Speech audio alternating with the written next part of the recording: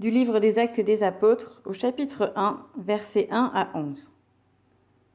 Jésus trace un plan pour les apôtres. Celui qui parle dans le livre des Actes des Apôtres, c'est saint Luc. Il écrit simplement la suite de son évangile. Après avoir raconté l'histoire de Jésus, il poursuit avec celle des apôtres. Comme il veut bien montrer que ceux-ci continuent la mission de Jésus ressuscité, il raconte une deuxième fois l'ascension de Jésus. Luc était un homme cultivé, un médecin grec devenu chrétien en écoutant saint Paul.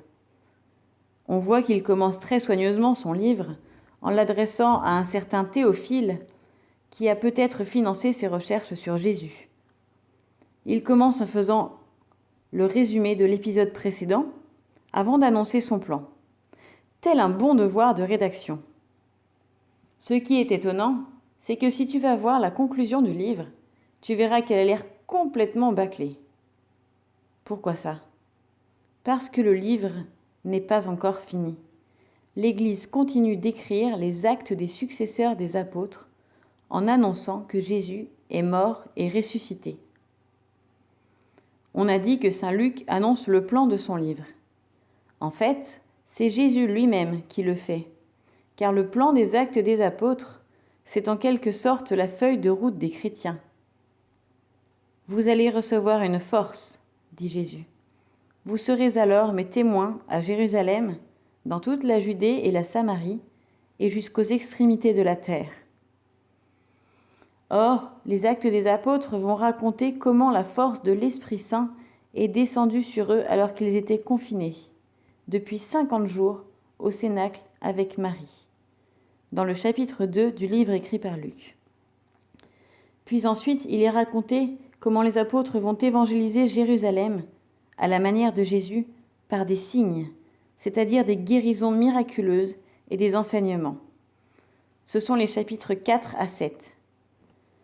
Ensuite, comme Jésus le leur a dit, ils vont le faire connaître en Judée et en Samarie à cause de la persécution qui les chasse de Jérusalem. Luc raconte cela dans les chapitres 8 à 11. Enfin, selon la parole de Jésus, ils vont témoigner de lui jusqu'aux extrémités de la terre, à Antioche, en Syrie, dans les villes d'Asie mineure, qu'on appelle la Turquie aujourd'hui, et jusqu'à Rome. Luc s'arrête là parce qu'il sait qu'à partir de Rome, on peut rejoindre tout l'Empire et même au-delà. Mais nous savons que pas une terre n'a été oubliée par les évangélisateurs qui ont succédé à ceux qui priaient à Jérusalem avec Marie et qui ont reçu cette mission de la bouche de Jésus. Nous allons lire le livre des Actes des Apôtres pendant ces 2 semaines de vacances et tu verras que tout ce que veut nous dire saint Luc, et à travers lui l'Esprit Saint, est dans cette première page de son livre. Ses disciples ont agi selon la parole de Jésus et parce qu'ils étaient animés par la force du Saint-Esprit.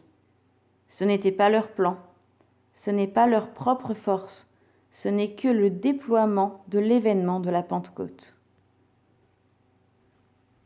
Prends maintenant le temps de relire ce texte et de prier avec.